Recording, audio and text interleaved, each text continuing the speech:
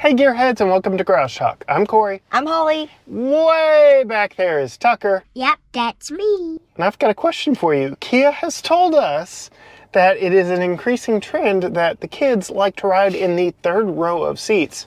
Comment down below if that's the case for you.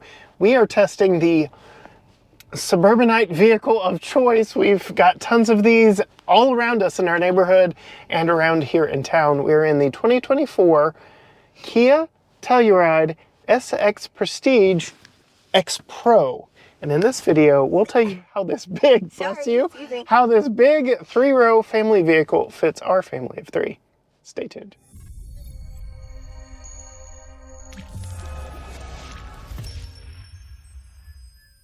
All right, Holly, I've had it for a week now. This is like the de facto suburbanite car. We live in the suburbs. We should be drooling over this car. Are we?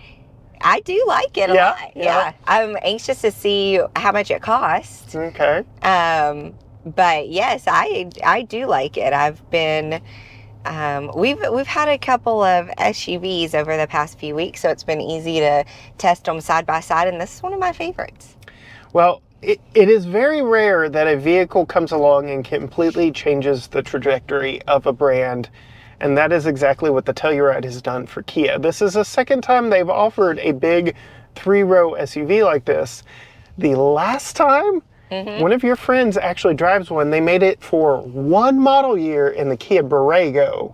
It came along at the worst time. It was a body on frame. It was a true SUV, and it was thirsty. And yes, it came at the time of the recession. One model year only. And now this was introduced in a really weird year itself, 2020. So this is the fifth model year, and I don't think Kia can make enough Tellurides. They have been flying off the lots. Dealerships joke that they are called the Celluride because they just move.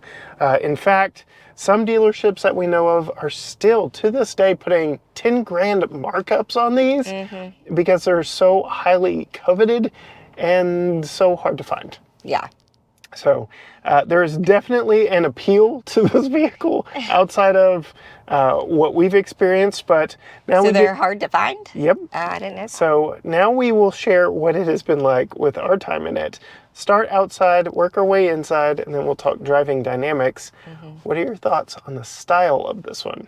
Well, one thing that I like about Kias recently is the number of color options that you get that are not just black, white, red, gray, So I mean, we are in a gray one though. It is gray, but it's a different shade of gray. It's wolf gray. It's wolf gray, see? Yes. So, and that's what I like about it. I feel like the colors that they've come out with, some of them are really bright, Kia, in the Kia lines, but I feel like some of the colors that come standard on Kias are safe, but different, and I like that. Like this wolf gray is more like a blue-gray sky color. Yep. And this is not the first wolf gray Kia we've had. We've had the Sorento. We just passed two wolf gray Sorentos right there leaving church. We've also had a wolf gray Kia K5, which you really loved. So yes. But this received a styling upgrade in 2023 that kind of met a little bit of controversy because the 2020s, 2021s, and 2022s had the halo running lights up front. This has got two little vertical bars. And they've changed a few things outside, but what are your overall impressions on the boxiness of this vehicle? I don't like cars that look like refrigerator boxes, and this one doesn't. Okay. Even though, like, if you take its features and describe it to someone, it would sound like a refrigerator box, but it doesn't, because there's not just a ton of curves on it, but they're soft curves. They're not sharp curves. Right. So it is a little bit more of a rectangle than other cars, but it doesn't feel like that. It doesn't seem like that. And I think one of the features of the car that I like about it is probably what you just said was controversial, is the front part in the big grill. Tiger face. Tiger face. on the front, but then you've got the black on the bottom that gives it a little bit more of an appeal to the eye. It just breaks up the boxiness that the car could be. And I'll tell you something else. That's a small detail that I really liked. It's on other Kias too, are these lines on the vortex generators for air movement. Oh. I like those. Okay. They feel vintage and different and fun. Interesting. Okay. And I can tell that we're just moving so much faster down the road with that air whipping by. Yep. So I have to ask, you drive a Cherokee Trailhawk, which is the off-road version. This is the new SX Prestige X Pro trim, which is the off-road version. They didn't do too much on top of all other trims, other than really just giving it some aggressive wheel and tires. What are your thoughts as to the aggressive off-road look of this one? Just enough? Yeah, just enough. I wouldn't take this off-roading. No. I mean, I wouldn't try it, but yeah, I would not take, if this was my car, I would not take it off-roading. I don't take the Jeep off-roading either. That's true. That's true. All right, moving inside. Yes. What are your thoughts in here? I like it. Yep. I like the idea of this Okay. texture, but I do kind of wish it was real wood. Yeah, I will say Kia does a good implementation of at least giving you some texture, so it's not just a flat, glossy, very obvious fake wood. Yeah. We've seen this in Sorento. We've seen this in other Kia products. Yes, it is fake, but it gives a nice visual breakup. It's not just a sea of black up here. Yeah, I like, well, you've got the gloss black down here, but other than that, up here where your fingers are going to be most of the time, or where it's like super obvious that your fingerprints are, is not a lot of gloss black, and I like that. Yeah. We've got two 12.3-inch screens up here. That go. Yep. Nice, it's kind of curve. like the Kia thing right now. Yes. We were in the Kia Seltos, which is described as the baby Telluride. Again, this vehicle reset the trajectory of the brand. Everything is compared to Telluride now. That Seltos, which has no reason calling itself such, is deemed the baby Telluride. The Kia EV9 I recently got to drive is the electric Telluride. Now we are in the actual Telluride. Everybody wants this vehicle, and so Kia is doing everything they can to tie other vehicles to this vehicle, including the 12.3-inch curved screens up here that did make their way into the Seltos. The Kia Seltos, close to the Telluride, but not too far. Yes, and if you get that reference, you live in Texas. What are your thoughts on the digital screen back there behind your steering wheel? I've got it on the dynamic display. Yeah, it's all right. I mean, you know how I feel about digital screens. But we've got it's all digital. We've got clouds and a pretty sky, and it adjusts with the daytime to turn to I do night. like that it adjusts for the daytime and turns to night. But if it messes up, what do you do? Look at your head-up display. I do like the head-up display. Yeah, so I figured it does have a head-up display with road sign recognition. So I like that. It gives you a little nudge or a little red indicator on the side if there's somebody in your blind spot. I like that. Or if you're going over the speed limit, which I never do. Never. No. To the end of the screen behind the steering wheel, you can do traditional gauges if you want it, but I'd put it on the fun new gauge. You can make it look traditional, Yes. but it's still a screen. Yes. Thoughts on the steering wheel before we turn on the historic brick streets of downtown Tyler? I like it. Good enough. Yeah. Good All enough. typical Kia buttons on there. Typical Kia buttons. Not that button overload. Yeah, okay. Well, we will get back to our interior thoughts here in just a moment, but we are turning on the historic brick streets of downtown Tyler, Texas, where we can do Tucker's wobbly head test, and he is all the way back in the third row. Tucker, what's it like back there? A little bumpy. A little bumpy? Yeah, you're sitting right over the wheels way back there. Holly, what about you? It's smoother up here. A little Yes. bumpy. Yeah, I mean, it's a big That was three-row. the big bump. The Not biggest. too bad. Yeah, we could hear it a little bit, but everything that makes us good off-road is translating here on this rough textured pavement. It soaks it up fairly well. This as an off-roader is more like getting you to a remote camping site or a cabin somewhere where you're going to need four-wheel drive traction, but you're not going to need something like a Jeep, something dedicated. So, yes. Now you'd be climbing the rocks. And Right. I wouldn't recommend. No. Should we give it a try? I mean, No. okay. No. That was a joke. All right. Back to interior. So steering wheel's nice. It is heated. The button is over here. We have heated and ventilated front seats, heated and ventilated second row seats, no heated third row seats. The Hyundai equivalent of this vehicle in the Palisade does offer that luxury. Yes. You've got the blinker on right there. You've got your blind spot camera. Yes. Activated over there. 360 cameras all the way around in this with it. Yeah, and they're really right crisp and clear too. You can see all the way around you very nicely. So that's a nice touch. I will say, yeah, Kia, and it is easy to find the cameras, which I usually have a hard time finding. But I haven't in this one. nice big camera button there. I will say this, Kia, you have done a very good job not messing up infotainment. They're clearly defined and separated. They're not dual function. I like that a lot. Sorento now has a dual function. Pretty much every other Kia that isn't Telluride or EV9 has a dual function OLED screen here, which, and then you found the button that you always find. The engine start stop in traffic. This Which does have a it's not V6, bad. so it's a little thirsty, but It's not bad, this engine start stop, but I did just notice it, and I'm like, oh. Yeah. Prefer not. Prefer not. The seats, I want to talk about the seats a little bit, because I like the seats that hug to you, but sometimes it makes me feel like I'm too big for the seat. Oh, okay. If that makes sense. So how does this one? But these hug to you, and they're nice and wide too. So you're not feeling like, I've got to suck in to sit in the seat.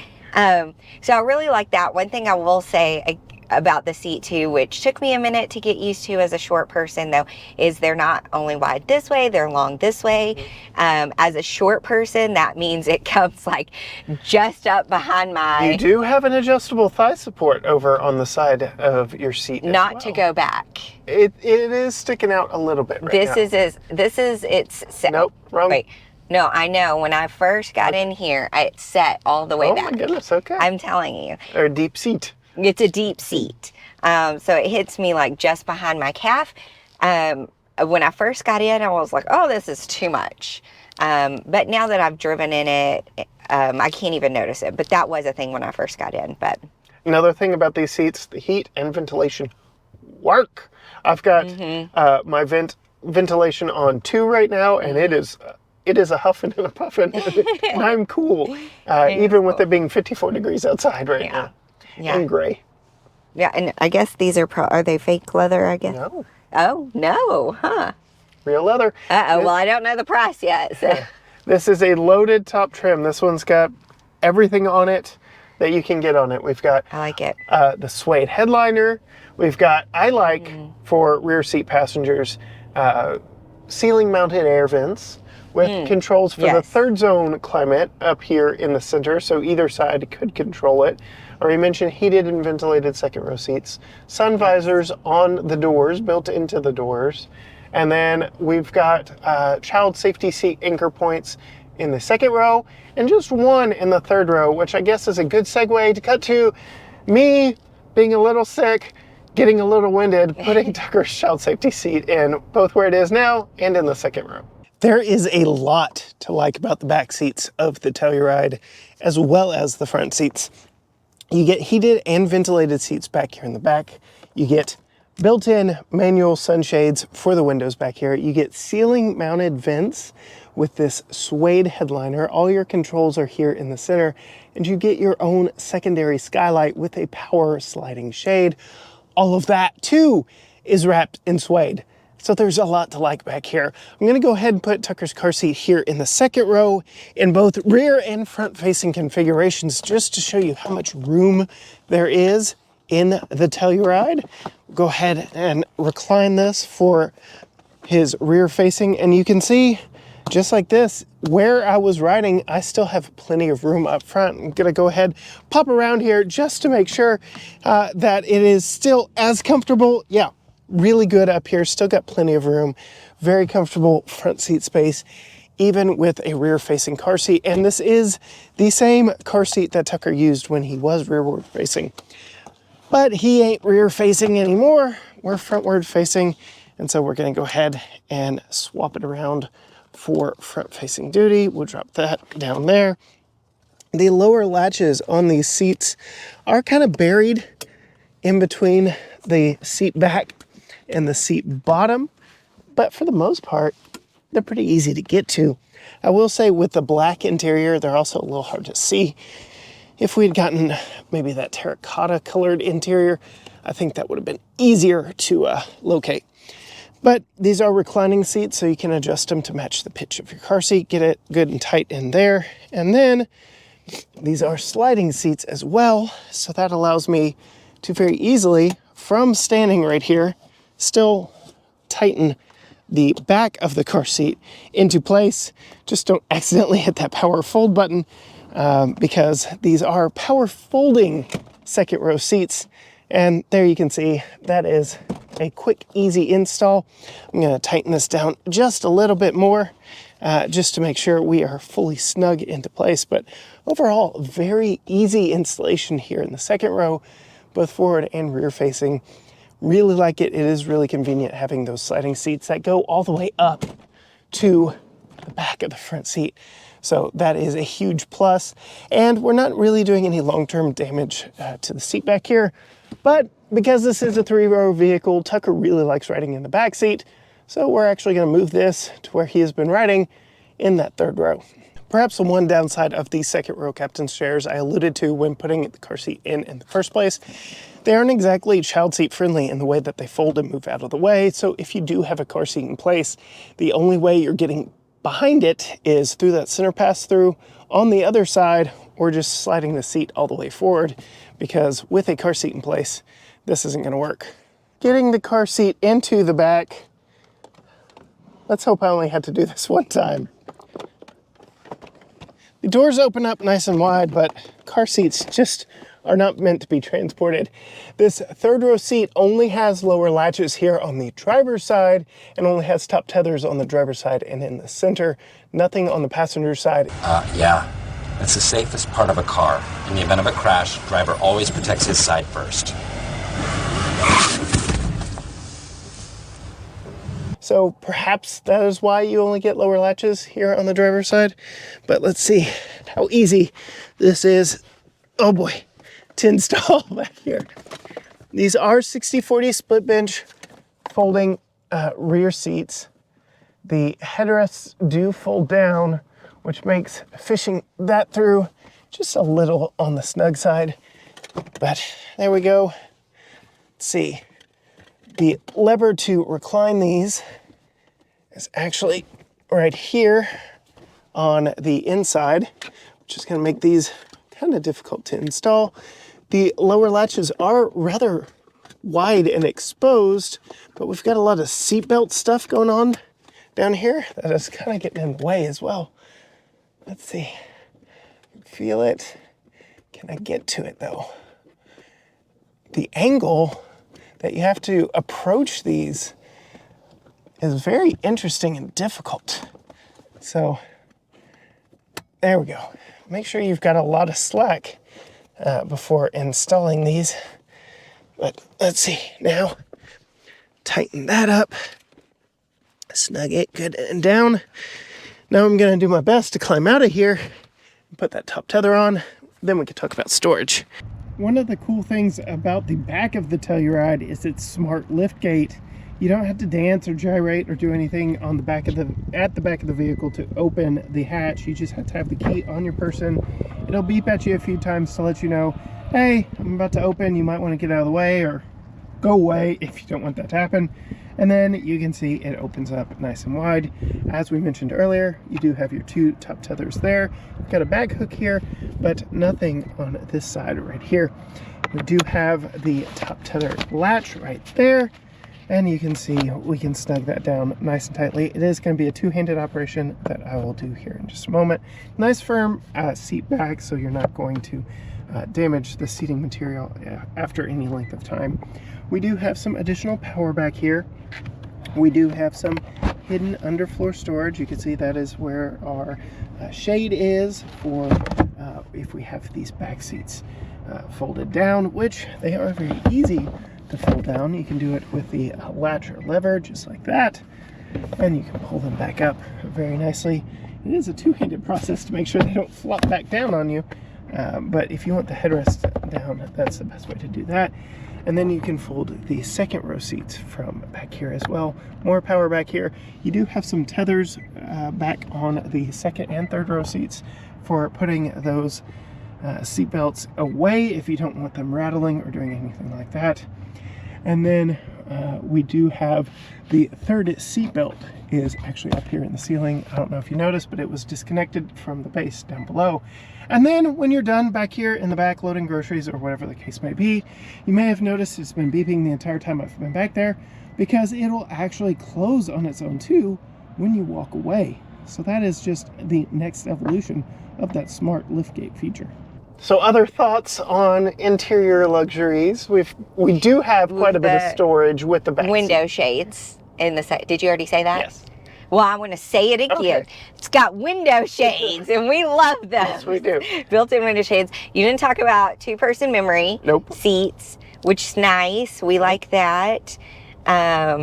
What else do we like? This does have Apple CarPlay and Android Auto, but it is only wired.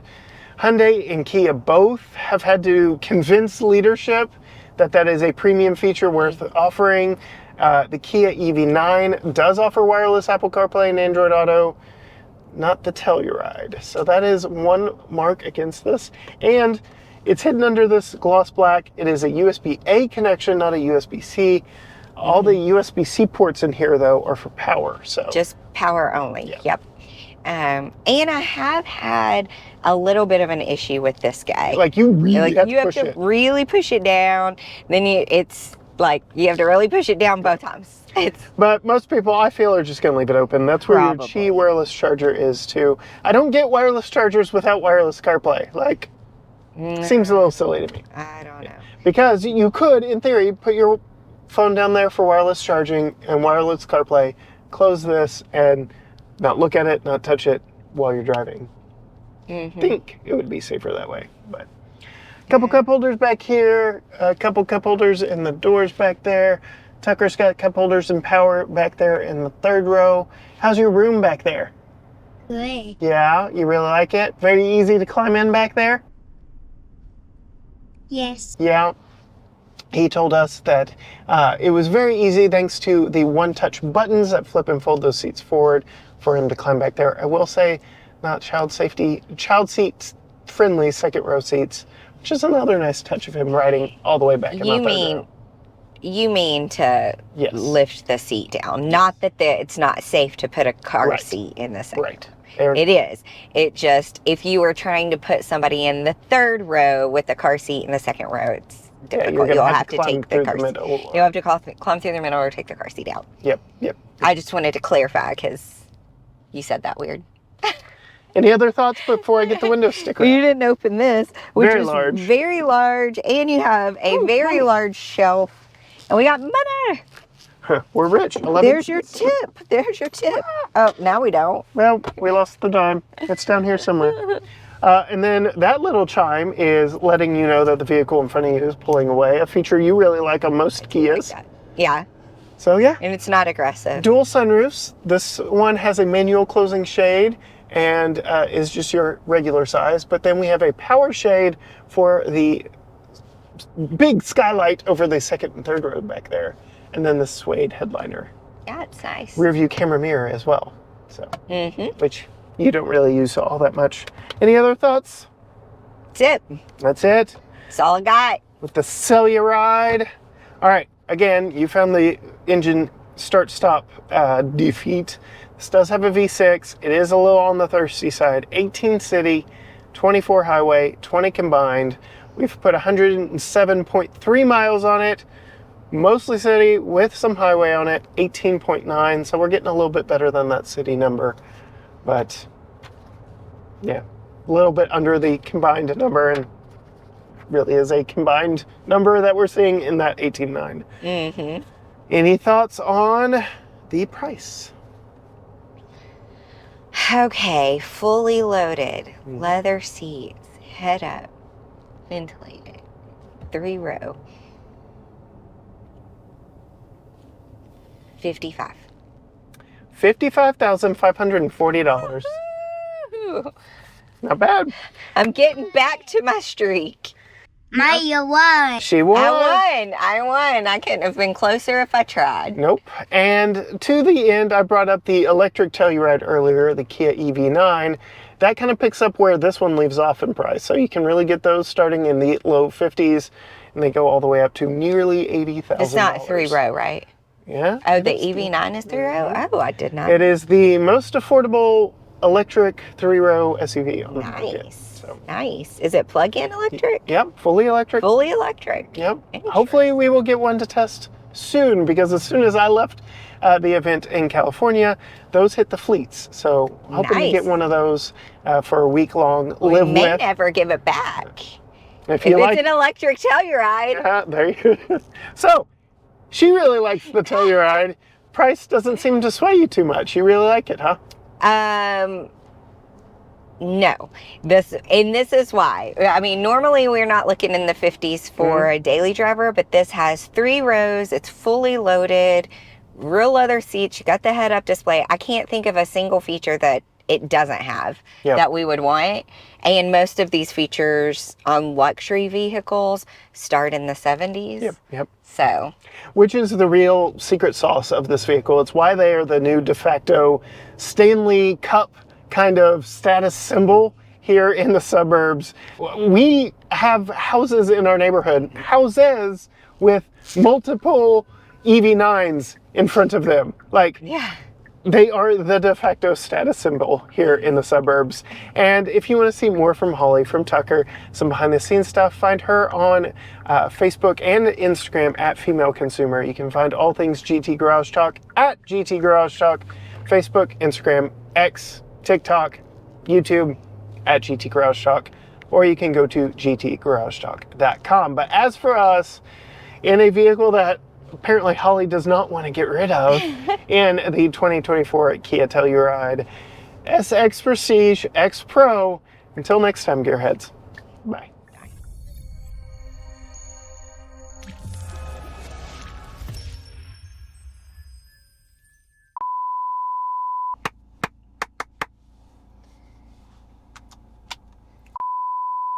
You ready? I'm ready. I'm not ready. I'm still not ready. I'm still not ready. You're still not ready? Okay, I'm ready. I'm not ready. Okay, I'm ready. I'm not ready. My hair just can't stay in the same place. Oh my goodness. There. You ready now? Ready. I'm ready. Tell you, right?